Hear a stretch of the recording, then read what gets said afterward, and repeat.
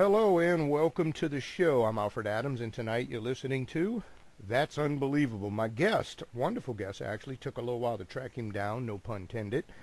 Ron Moorehead. Ron Moorehead is best known for his Syrian sounds from what he has done in California. He is an adventurist, a researcher, an author, and a producer. He is known for decades of his research into the Bigfoot Sasquatch phenomenon. His recordings have been tested, been researched, and accredited to be actually genuine. We will play some of that tonight. He has documented his personal interactions with these giant beings and produced his own CD in his book called Voices in the Wilderness. Mr. Ron Moorehead, welcome to the show. Well, thank you, Alfred. I appreciate it. By the way, it's called Sierra Sounds. Sierra Sounds. Yeah, that's a mountain range in California, Sierra Nevada mountains. Yeah. Oh, okay. So it's Northern California? Central. Yeah. Okay. They run all the way from, about 400 miles. Okay.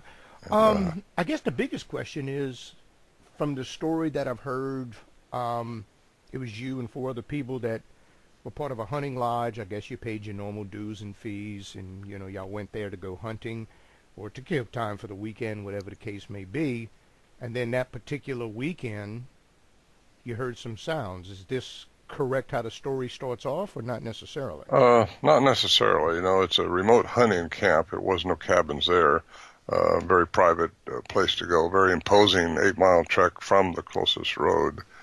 And we were there. There was actually 6 of us, counting me, 5 others, and we all witnessed these creatures coming around the camp at night, taking our leftover food. And at first we thought they were a bear. And anyway, it's an adventure. I got involved in it. We ended up going back with recorders and ended up recording the interactions with these things and the sounds they were making. And I feel very fortunate to have been part of that.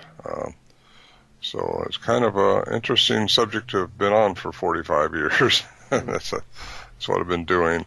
And I've been pretty much researching this around the world, actually, into Peru and into the Yucatan, into Siberia, Russia, been into Nepal, and just trying to see if there's anything in common with the reports they have over there with what I encountered and me and these other guys encountered in the Sierra Nevada mountains of California.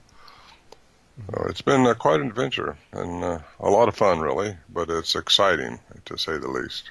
Yeah. Well, I grew up in a camp as well. It was a hunting camp. My dad, we had raccoons come, make a whole bunch of noise, totally scare us to death. Once we realize it's a raccoon, we feel a little bit better, but still the noises, the sounds, the rustling scared us.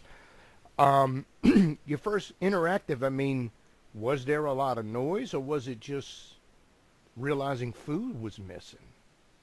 Well, actually, it was just two of the guys were up there to start with. That was the Johnson brothers, and they all the pots and pans that they'd packed in from years past. They've been going there since '58, actually, and we started being thrashed around. And what they think is one of these things got burnt from a teapot that was left on the stove that they packed in and assembled. But when they went out later and they started hearing these sounds, actually, while they were inside the little shelter we had, a little makeshift beaver's nest looking shelter, they realized the tracks they saw out there were 5-toed, huge tracks, like a human, and the sounds they heard were definitely not a bear, so they discounted that. These were avid hunters. They know the country. They've been going there for years, and so when they came out and told us the story, we started going back and thought, well, maybe they're still around, whatever it is, and totally armed, thinking, we don't know if these things are going to eat us or if what they're going to do, because they sounded very aggressive, and the sounds, we didn't know if they were pointed at. Well, anyway, let me back up a little bit. We recorded these things, took tape recorders in. It wasn't until 1972, a year later, when we took an investigative reporter in to start analyzing some of this and try to document it, and he did that. And he got a professor of electrical engineering in 1978 to take on the sounds and assess them, whether they're faked or if they're real or what they could possibly be. That was Professor Curlin of the University of Wyoming. And he did a year-long study on the sounds, and and said that a human probably couldn't make those sounds. At least some of them were considered to be the voice length, and the track was not, the sounds were not manipulated in any way. They weren't speeded up, they weren't slowed down, they were real. And that was very, very good report that he gave. It showed their range, too, was inside and outside the human range, which was unique. And so every animal has a way of communication. But what we found out in 2008 was that these things actually have a language of their own. From a cryptolinguist who was trained by the Navy, his 30 years experience of transcribing languages, unknown languages, and he discovered actual language by the human definition of language, which is different than other animals, in that we carry what we call a morpheme stream, a stream of words like I'm saying right now that make a cognizant sentence. And these things have that. Other animals don't have that. They have sounds they make to attract others or certain frequencies they can work with, but these things have a language, and at least the ones that we dealt with up there do. And I've had a lot of people over the years tell me that they've heard sounds exactly like what we recorded in the woods, because I sell these sounds on CD. I got them out there years ago and thought people should have a chance to hear what these things sound like. And anyway, I've had a lot of people chime in and say that they've heard sounds exactly like what we've got.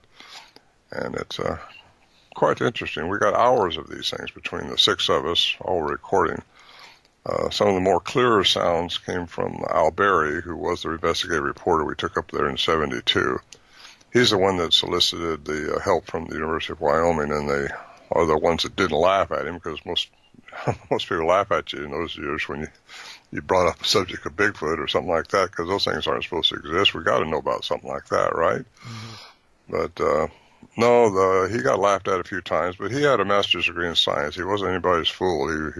He's a writer, too. He investigative reporter for a newspaper, actually, at that time. So anyway, he got it going. That was a big push, but it didn't determine anything other than these guys record some sounds that were real. Well, what do you do with that? Some people still, professors and all that I know, cannot get their head around these things having a language, because they've got a paradigm. They got a paradigm of thinking that they have to be an ape out in the woods, and they're more than that. These things I believe to be half human. They're hybrids, and I get into that in my most recent book, The Quantum Bigfoot, because there's a quantum, I think, aspect to some of the attributes they do, which kind of mysterious, really. There's a lot of mysterious things happened up there at that camp besides just these sounds and besides our interaction with these creatures. And for some reason, they did interact with us. People were, why would you pick out? Why did they pick you guys? Well, I don't know. I really don't know, unless maybe I could talk to you today. Who knows? But what it brings out in me is I was raised a Christian. I don't go to church now, but I'm a spiritual being, like we all are, who are made in the image of God. If you're made in the image of God, you're a spiritual being.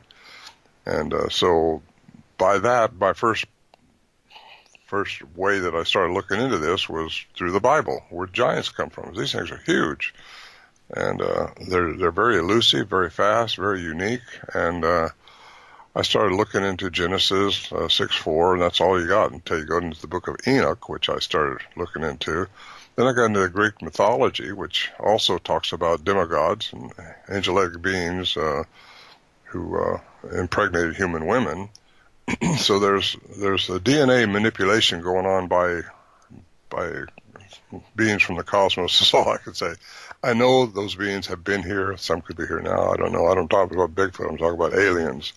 I've been into Peru a couple times on expeditions with a couple different scientists in investigating the elongated skulls, which were shown to be not totally human.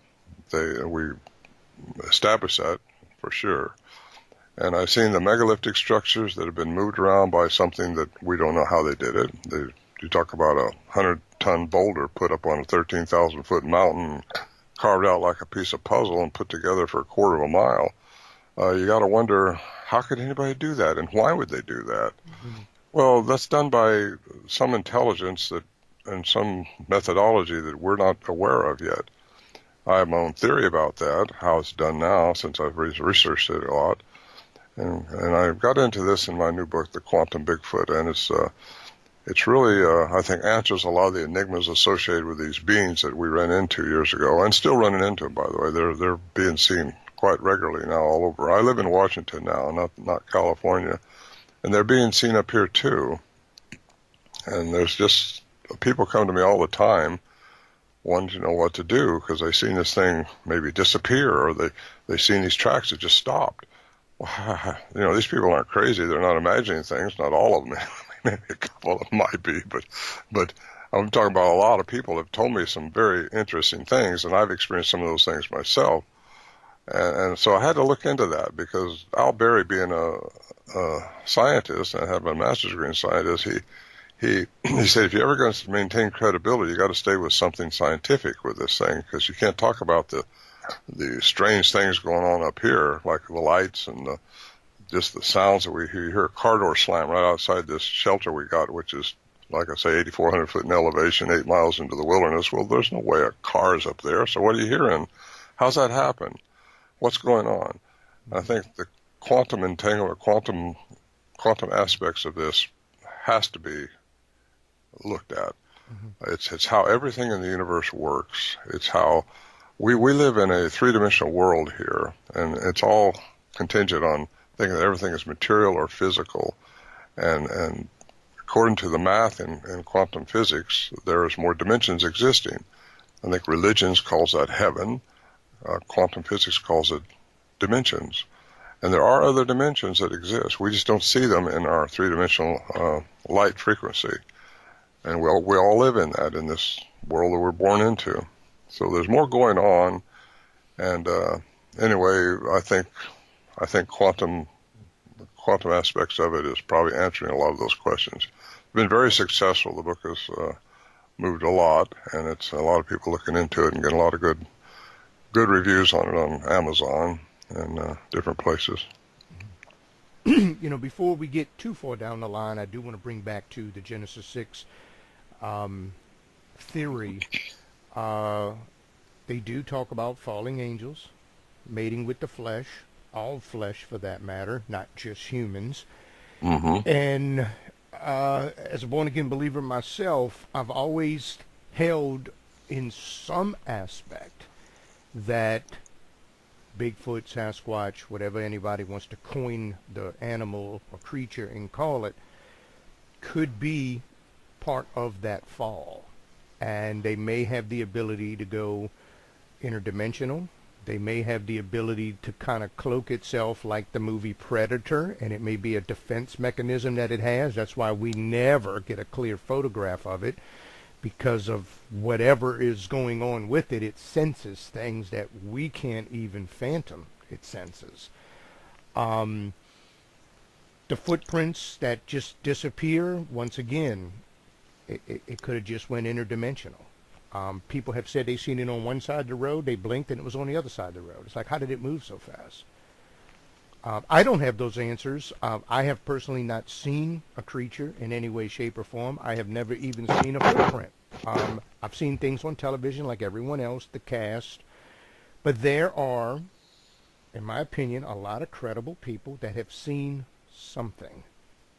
And if you hold to a biblical theory with the giants and things of that nature, then it kind of starts to make some form of sense as to why we never even find a body. Or do they bury their dead? I mean, once again, I don't have that answer, but those are things that kind of come to the surface. Right. Yeah, I think there's more than one kind of these, and that's where I cross the forks here with some of the scientists. They think, well, one mystery is enough. Let's not try to get into more. But what you said earlier, they mixed with fallen angels, mixed with all kinds of flesh, not just humans. Correct. But that's where Greek mythology comes in. So is there core truth to Greek mythology? I believe there possibly could be. Are there demigods? Well, yeah, that's what the Nephilim were in the biblical days of Genesis and Enoch. And if you look into the book of Enoch, the 15th chapter specifically, it goes into pretty good detail of what these angels did, these fallen ones. And that was against God's rule, because he wanted us to follow our own, I hate to use this word in your show here, but karma, has to come out and what we're supposed to learn on our own. And these things were interfering with us up there in the camp. And for what reason, I don't know, but I've been told that they weren't supposed to.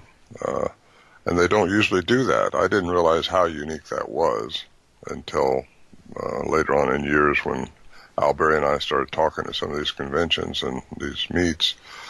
But they do have a language. They are intelligent. They are what I call sapient, and that's what we are, Homo sapiens sapiens. Mm-hmm. And I believe I'm quite sure from my interactions with them and my time around them, and I've been within feet of these things. I mean, yet you don't see them because they're right outside the shelter wall. You're looking for a shadow or something to break through the logs that we got around the shelter, and you don't see that, but you hear them walking right there like a two-legged elephant. And plus we've recorded all their sounds, not all of it, but hours and hours of their sounds, and it's just quite intriguing to think what they could be. I think there's good ones and there's bad ones, so it depends on what their alien counterpart was, which is the nuclear DNA. The mitochondrial DNA that we've gotten out of these things, most all the samples show them to be human, so they are part human from the maternal side, which falls right into Genesis 6:4 again. You know, exactly. Where and that's what they are. But are they all that way? No, I don't think so. Because there are good ones and there's bad ones. We were not eaten, and I've been around these things a lot. And they don't show themselves, but they will, they rarely show themselves. They show themselves, it's usually by accident or they want you to see them. My daughter has saw them 3 times, and I've only saw them once out of all these years I've been dealing with them. But you know when they're around, they breathe heavy, their sounds are heavy. That's one thing they can't hide is their amplitude at which they put out these sounds. It's like an owl, if they want to sound like an owl, can sound like a 400-pound owl. Mm-hmm. But it's the sounds you'll play here in a few minutes will show people what that sound is. That, mm-hmm. But what they can't hide is the amplitude behind that, and that's something I can't really tell people how high it is, because it just jars you. It's so big. And we had a wildlife biologist I took up there at the suggestion of a scientist years ago to assess the area for any hidden speaker wires, any marks on the trees, anything like that could have, where somebody could have been fooling us, because my gosh, this is unique. This is phenomenal what went on up there. And it would make a movie like you wouldn't believe, but still, no one's ever approached me on it because they still can't get their head around these things, maybe what they really are, in my opinion anyway, and that's they are part human. And I wrote an article years ago, when you go out in the woods, people want no interaction with them. How do you do that? How do you do that? How'd you guys do it? Well, I just treat them or think of them like a human that don't want to be seen, like a Native American that don't want to be seen. Which brings up another subject, by the way. I've talked to a lot of Native Americans. When you finally get them to talk to you, they will tell you all kinds of. I don't found any of them that don't believe that these things exist. What they say is they live in 2 worlds. Well, where does that fit in? They live in 2 worlds. They live in our world, and they can be interdimensional. But interdimensional might mean just out of our perception. It doesn't mean they've really disappeared. It just means you're not seeing them. And our perception only lies within 3 dimensions, and that's a light dimension, and we're all a vibration. If they have a way of changing their vibrational frequency to take them outside of this dimension we're in, which when they're in our dimension, they're subject to our rules, by the way. They can be shot, they can be seen, they have to eat, they have to poop, they have to do everything we do. But once they get out of it, and once you get out of our 3-dimensional world, time as we know it doesn't exist. We only see time as yesterday, today, and tomorrow, but really it doesn't exist according to quantum physics, according to Stephen Hawking, according to Einstein. Time, as we see it in our perception, doesn't exist. So therefore, they don't age like we do if they're out of our dimension, and they don't have to do what we do in our 3-dimensional world. But when they're in our world, and by the way, we've been given a dominion on this earth, and that's another thing that I try to tell people about is, if you encounter these things and you don't want them around, just tell them you don't want them around. They have to. You're in charge, and once you know who you are as a human being made in the image of God, you have command over this, and most people don't realize that because they think they're subject to these things when they get out in the woods, and you're really not. You're not subject to them all. There's ways to lower your frequency or to raise your frequency so that these things have an easier way of communicating with you if they choose to do that. Mm-hmm. And I get into that all in my book, which is kind of fun, really. I had fun writing it. It took me a long time because I had to do a lot of research, but goodness. Let me ask you this. You brought up DNA.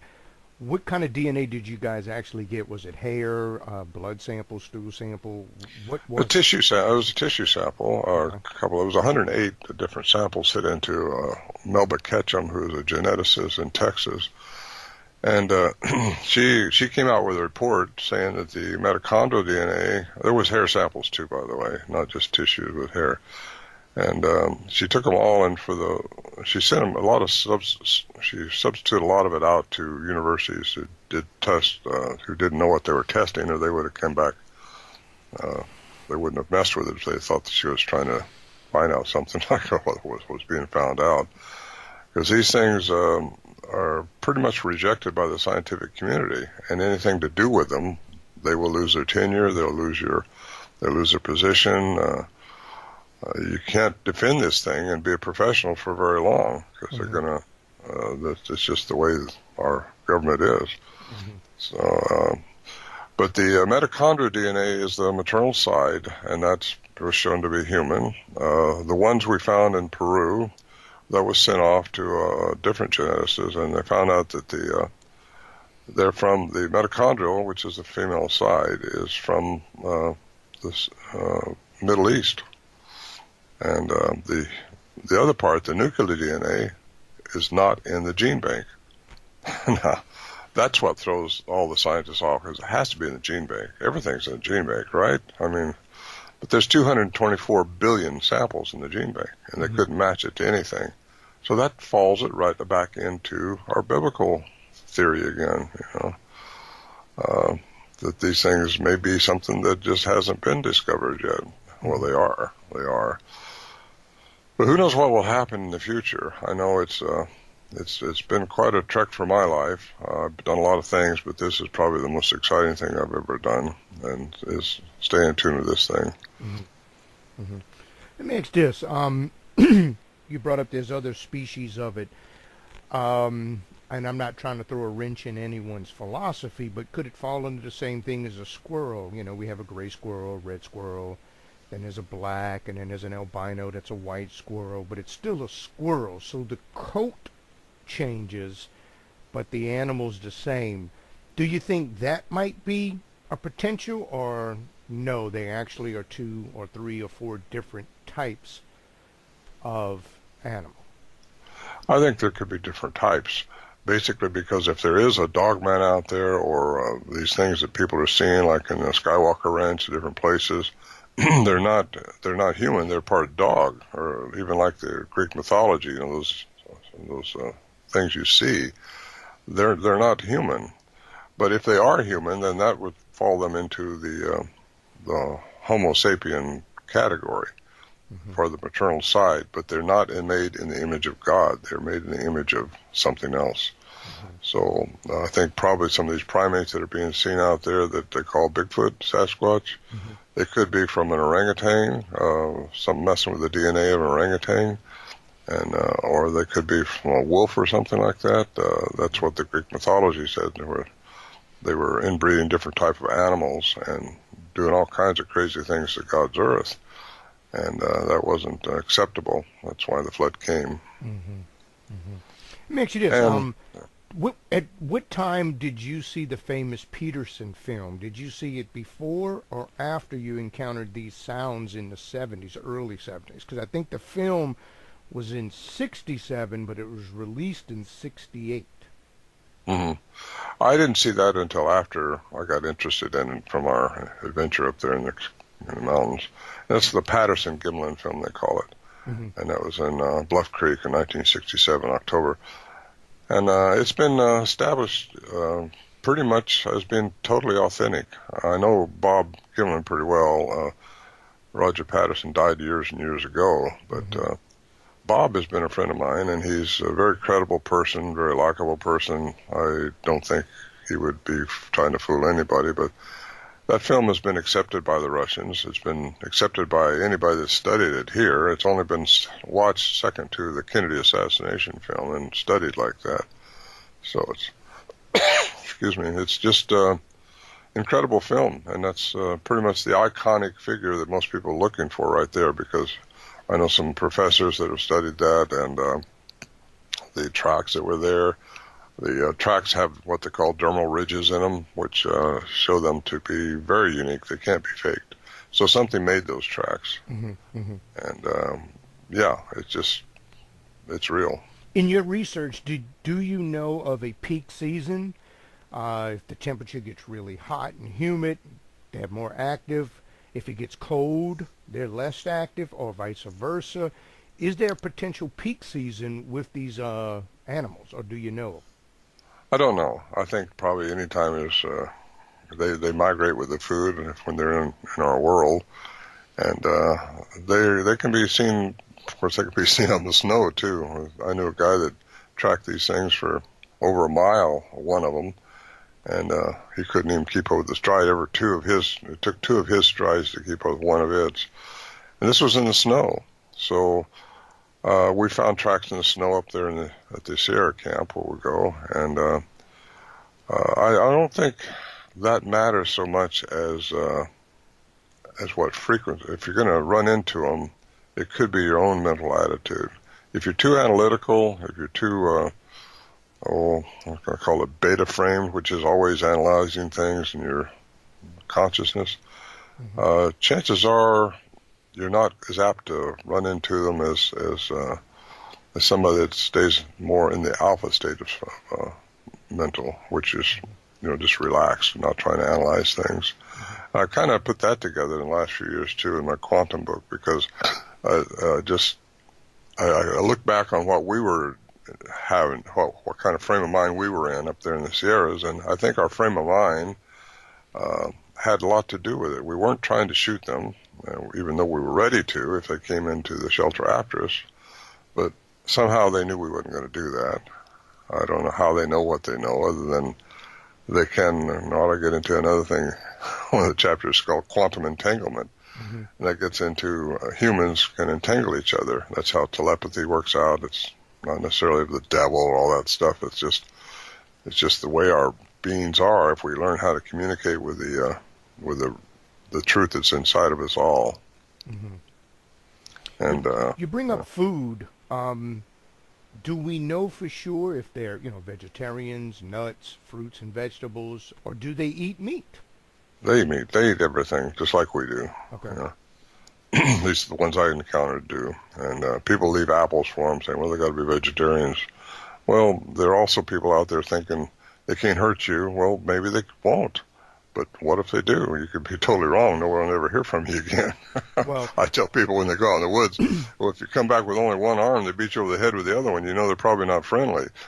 Well, that, and I believe any person, and I'll on purpose stick with a person, even the nicest, sweetest guy or girl that you ever come encounter with, has a button. If you push it, they have a defense mechanism. They're going to go off on you eventually. So I would assume that these animals, like any other animal, has a line in the sand kind of philosophy. They may be extremely friendly and have absolutely no desire to hurt us. They may be studying us. They may have a bigger curiosity about us than we do about them. But I would also believe that if you push something a little too far, it could be lights out. That could be very true, and I'm sure it is true. It's just that there could be different types of them which would harm you, and their total agenda here is to interfere and to try to harm us. However, some of them, I think, like you say, they could just be friendly and not want to hurt you. Maybe they want to help us. But I think we need help. Humanity needs help, I got to tell you. We're really out of the loop and out of the vibration that we're supposed to be into. And everything is a vibration, an energy. And if you get into the little finite details of what we are as human beings, from the bottom of our cell on up, and we are a vibration and an energy. Energy cannot die. Again, religions calls that forever after, go to heaven, whatever. Quantum physics calls it just your energy can't die. According to the math in quantum physics, your energy does not die. So therefore, it goes somewhere else. And how it comes back into this reality that we're living in now is what Bigfoot might understand that we don't understand. So I get off rambling here sometimes. So if I get too rambling, just keep me in line. No, you're doing fine. I'm just, what I wanted to do is, we basically got about 30 minutes left.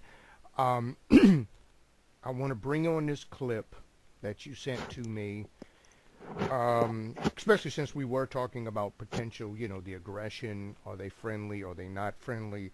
I have been listening to the clip since you sent it. And obviously we'll talk a little bit about it after.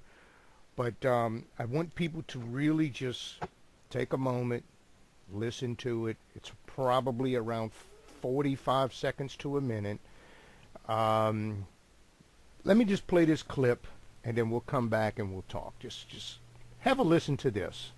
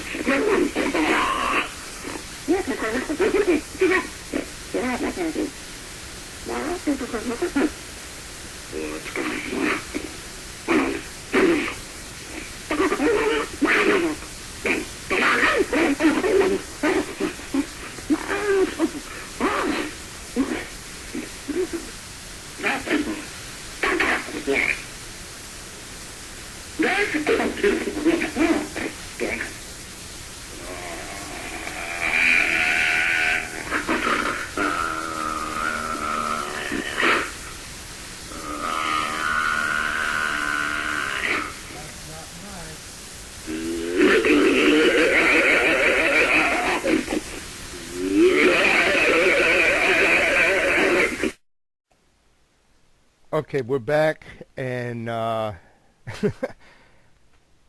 me, they sound pretty pissed. I'm just being honest. They sound very aggressive, sound like a fight's going on. I can distinctly make out two separate entities of something. I don't know what it is. I know humans don't make that sound like we talked earlier. You're recording this. Are you freaking out? Are you scared at all hearing this going on? Or are you just thinking to yourself, it's two people like arguing over a football penalty or something?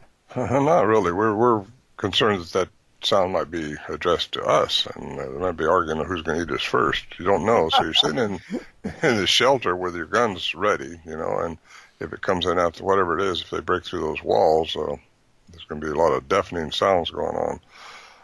But later on, we had a sound expert, a very qualified human sound expert, listen to this. And I'm not talking about the cryptolinguist. I'm talking about a different lady in California, one of only 10 in California at the time, qualified to do what she does. She listened to these sounds, and she said it's a male and a female. They're arguing, and once she told us that, we figured they're arguing over the food we left out, because we started leaving them food. And so she said unequivocally that was a male and a female, and the female won the argument, which doesn't surprise any of us. It definitely sounds like an argument going on. Right. It's something that's being escalated. I did not know it was over food or potential food. In fact, I thought the argument might have been with the children. I know that's going to sound really bizarre, but I started to think that there was a female.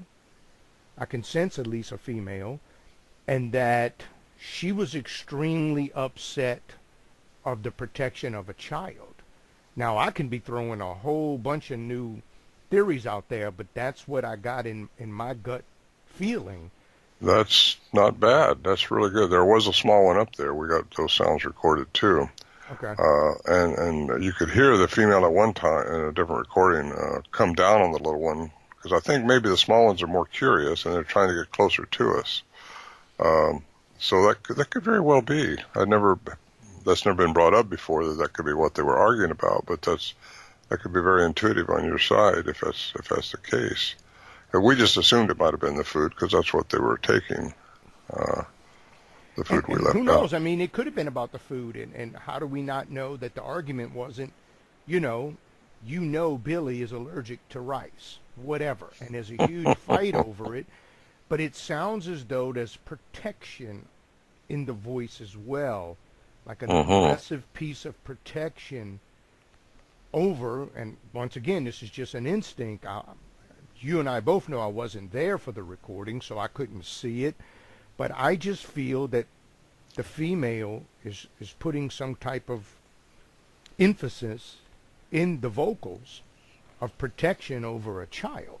And I don't know why I feel that way, but I just do. Well, it could be. That may be your intuitiveness working. We all have it. It sounds like a question, too. I mean, am I right when I say that? It sounded like a question might have been asked, and then there was a response, and then all hell breaks loose. It's like, it even almost sounds demonic, and I know that's going to be bizarre to some people, but if you listen to it carefully enough, it sounds like a question is asked, then there's an answer, and then all hell breaks loose. Interesting. That's interesting. Interesting what you're saying there. Yeah. Very well could have been. We don't know. We weren't seeing them at the time. We were inside the shelter. There's a lot more sounds that went on, too, that we've recorded. And that was the spat between two of them, we call it, the aggressive rapid fire sound back and forth, because they do speak very fast, very rapidly. The cryptolinguist had to slow those down like they do in the Navy, he said, to transcribe the fact that there is a language involved, to find the morphine streams that were there. And they were speaking. We knew they were talking to each other, and they were talking about you have to have a professional, somebody that's really accredited, and he was very well vetted, this guy, 2-time graduate of Defense Institute of Language Technology, and he's very well qualified to do what he did. But yeah, the language factor is huge, because I think only humans have that sapient part of them, like image of God. That's the image of God we're made in. And no other animal is made in that image.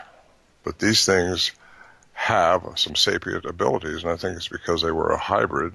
They are a hybrid between man and something else. Well, to add to the biblical theory, anybody that might come from, angels and demons, if you read in the book of Acts, the 7 sons of Sceva, demons prove they communicate, because they say, we know Jesus and we heard of John, but who are you? That's an actual quote. So there is proof and evidence that I believe all forms of life, angels, demons, birds, fish, cats, dogs, whatever, they communicate in some way, shape, or form. So it's not surprising at all that they're doing a form of communication. But do you have any military background? Because it's like you're not scared at all. And if I would hear this, I would never go into the woods again. I probably wouldn't even touch paper because it comes from a tree. Yeah, I was in the military for a few years. But I think I just have learned to control my fear, and that's what you have to do when you're around these things. Because if you're in a fear, well, it's hard to do that. That's easier said than done, because when you hear these things, it's exciting, and you don't know what's going to happen. You still don't know. They might be trying to fool us just so they can get a bite out of our arm or something. Who knows? Yeah. But we go up there. We're generally armed when we go up there. Most people say, well, don't carry guns or you won't have any interaction. Well, that's just not true. If you don't have an intent on shooting anything unless you have to, we take weapons up there. Well, I killed a 52-inch rattlesnake up there one time. Got a hat band made out of him. And it's just the things happen. Bears are a lot of bear up there. They come around our camp occasionally, and you want this bird shot in your pistol so you can shoo them off without killing them. And weapons. I think they know your intent, or they know what's going to happen if they do certain things, because they don't show themselves to us just at random. I think the one showed themselves to my daughter on purpose because he wanted to, and her and I were up there by ourselves, and she stood up and turned around and seen this thing about 70 feet away, and before she couldn't even say anything. I was looking at her and said, what's going on? She was pointing with her hand, shaking, and she was just spellbound. But I think it was showing off to her. It was a male, a little over 7 foot tall. We measured where it was the next morning. Mostly they come around at dusk when the vibration of the earth is starting to slow down. Your vibration is settling down. Everything, I think they're in tune with the earth. We are generally not in tune with the earth. Humans generally are off on their own vibrational frequency somewhere doing what they do. But when you're relaxed in the woods and just get relaxed, your vibrational frequency can be very close to what the Earth is, and I think that's where most animals live, in that frequency. It's funny you should say our vibration settles and stuff. To a lot of people that might not understand it, people who pass away in their sleep generally pass away in their sleep between 3 and 4 a.m. because their body is at its weakest, or its vibrations have settled tremendously. So it is not surprising that later on in the evening they would see a heavier piece of activity. As I mentioned earlier tonight, I did do some hunting, turkey hunting and deer hunting, where you have to wear camouflage, and sometimes you wear the little veil over your face and it's all camouflaged up. We would wear doe scent, skunk scent, anything to hide our scents out there. Some of the campfire theories were deer or turkey or other animals can smell fear. If you're scared, they could smell it. So you would wear a doe scent or a skunk scent or some kind of something to hide your human scent. Do you think that they may be able to see us like maybe in an infrared, hear us better than any other animal, or even smell us from downwind? Or that's still open for debate?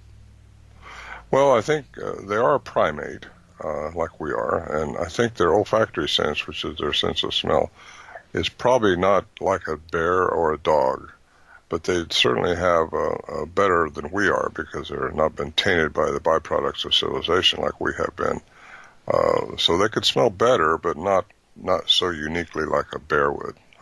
The bear can, well, they can smell you from a mile away, and you got to sneak up on them from downwind.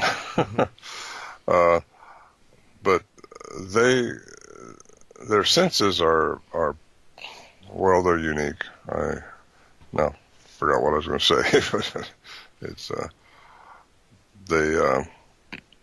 they tend to know what you're thinking sometimes, and how they do that is through quantum entanglement, I believe.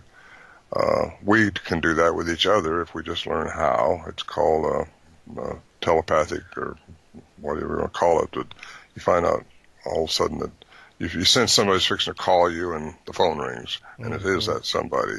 Well, how does that happen? There's no classical scientific reasoning for that, but there's a quantum aspect to it. It's our telepathic ability. We all have it. And I got another chapter in my book on this too, called the pineal gland, and it's the third eye. The Egyptians call it the third eye. It's inside of our head. Everybody's got one, and it's what we can connect to the truth with. And I believe that's basically, if we can learn to communicate that, like Christ said, I wish that all could be one with the Father as I am one with the Father. It's John 17:21. We go right into that. Just taking your feeling, which you got to have from the heart, a heartfelt feeling, connect that to the mouth, which is supposed to be connected to the pineal gland, and not be led by our five senses that we see out here. We got these senses that we use, and we're born with them, and we're trained to rely on those, and we do in this three-dimensional world.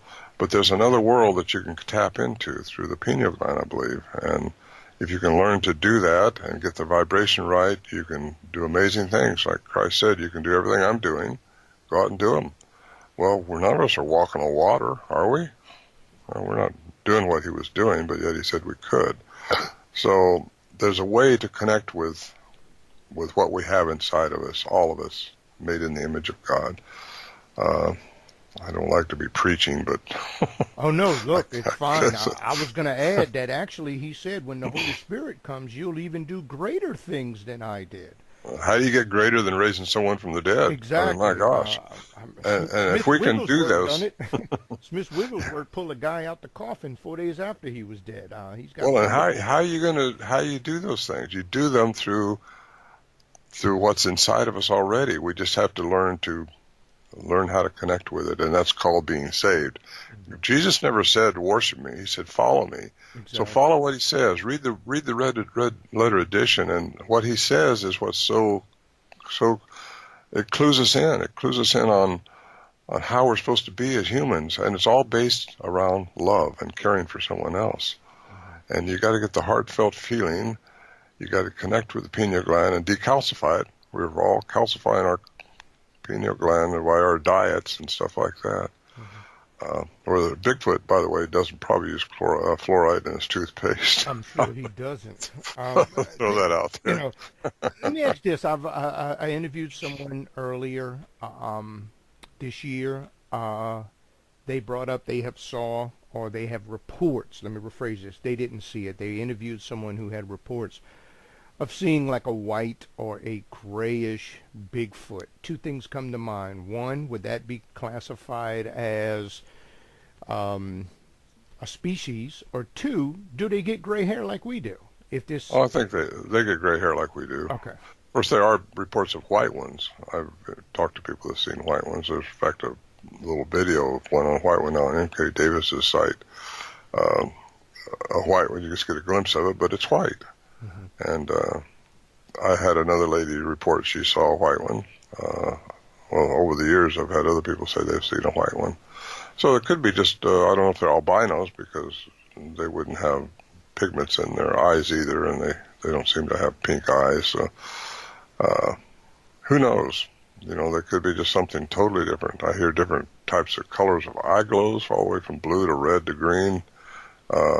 What's going on? Is that how they change their vibrational frequency, is through their eye glows? I don't know. Things I don't know. That's why we're all looking into this and having fun doing it. But I think the quantum aspect of them is where we got to go. It's according to Bohr and Einstein, Tesla, all these people say that, well, Einstein said, science without religion is lame, religion without science is blind. Well, I think if he could use those terms today, he would say spirituality, he wouldn't say religion, because sometimes religions taint people against what's really real, and they sometimes don't serve people like I wish they would.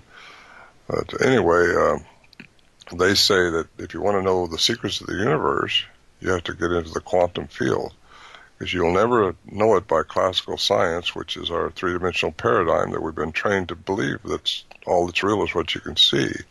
And that's Newtonian physics in 1687, and it just doesn't answer all the questions. And that's how quantum physics became in existence over 100 years ago, is through, they have to know the answers to the universe. And it's through mathematics. You'll never see it, but it's there. And the only way you disprove that, and people say, well, it's quantum theory, it's just a theory. Well, no, it's not just a theory. A theory in quantum physics is established through mathematics, and the only way you disprove it is through mathematics. You will never see it. You don't see how a microwave works, but you know it's working. You don't see how a lot of things work, but it's working. Well, that's in the quantum realm, but you get into the all of it. It's how everything in the universe actually works. It doesn't work with our classical science model, which, like I say, everything is predicated on thinking that everything is material or physical, and it's not. There are things that exist outside of our world.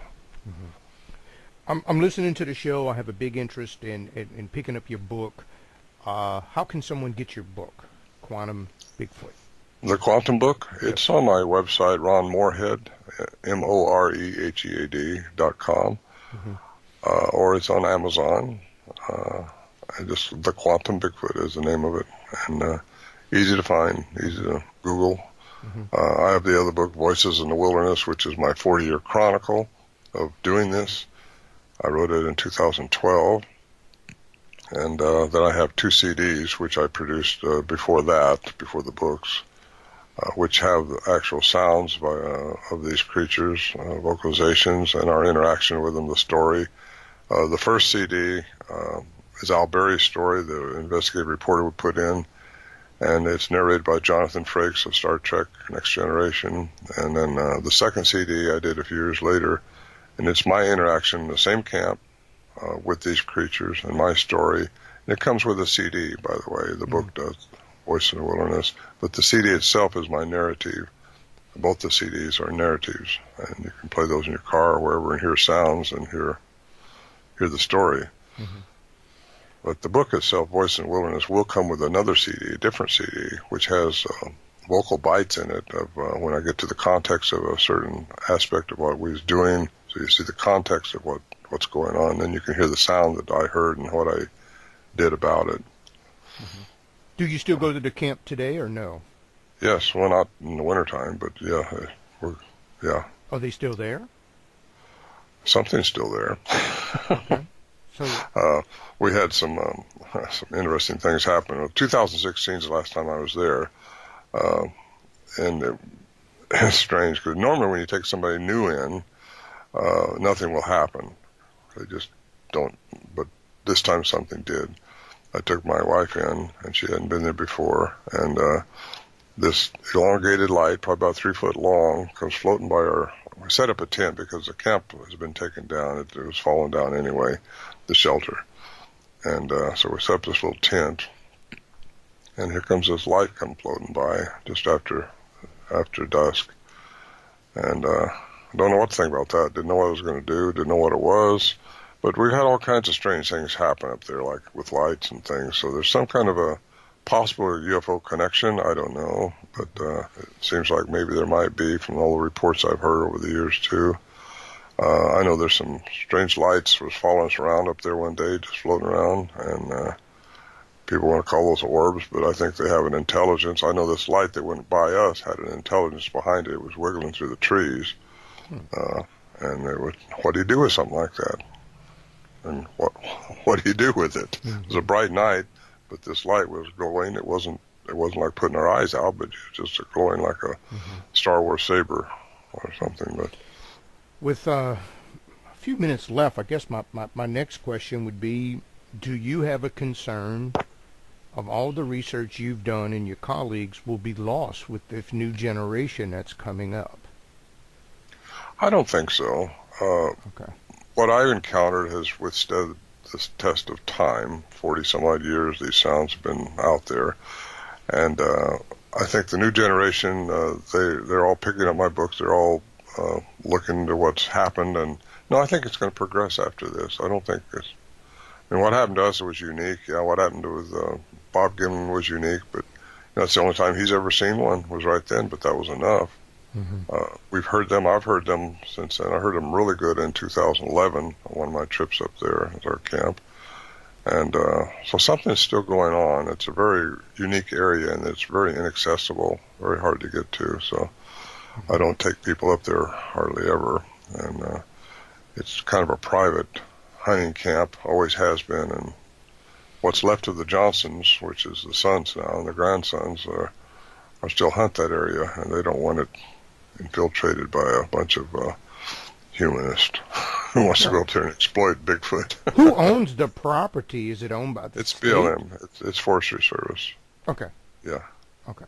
Because So anybody can go there if you knew where it was. And that's what I was getting at. I guess it's not really so much classified as private land. It's not private land at all. Anybody can go there if you just, like I say, know where to go. And what to do is more important than what you don't do. Sometimes is more important than what you do when you're out there searching for Bigfoot. Right. And I'm going to say this before it gets out there. If you have absolutely zero experience in going into the woods and stuff like that, please don't do this, because I'd hate to have to see you on a milk carton, just totally missing, never found again. Not because something would get you, but because you'd get lost in the woods. You kind of like the movie City Slickers. You bring some people up there that absolutely have, no knowledge of, survival or anything else to that effect. It's just not worth it. It's better to maybe enjoy the experience either through a book or a radio program, as opposed to trying to get, boots on the ground. Or take somebody with you. Just don't go alone. Exactly. That's important. Exactly. A lot of things can happen. Those that are listening, you can go to Ron Moorehead, MOREHEAD.com, RonMoorehead.com. Pick up his book. I encourage you to read it. Keep an open mind. Obviously, this has been a phenomenon that has been striking hundreds of thousands, if not millions of people all over the globe. What is it? Why is it never really had a good capture of a video or footage? I think you shed some light on some stuff tonight. I wish we had a lot more time, but we don't. What I will do is play the clip one more time as we go off the air. But do you have anything you want to tell someone before we snap this off? No, just keep your guard up. You don't know what they are yet. The second clip I sent you has my interaction with it, which was 2 years later, but these are all on my CDs too. So. Okay. Well, what I can do is play them both. We'll go off the air. I want to thank you for coming on tonight. It's been a blessing to talk to you, get your wisdom and knowledge into this. I think you did open up a new area of viewpoint, and the biblical viewpoint was something I held as well. And we'll see what happens in the future. We never know. Maybe somebody will create a camera that can actually take a photo. Well, thank you, Alfred. I appreciate you having me on. No problem. I'm Alfred Adams, and you've been listening to That's Unbelievable.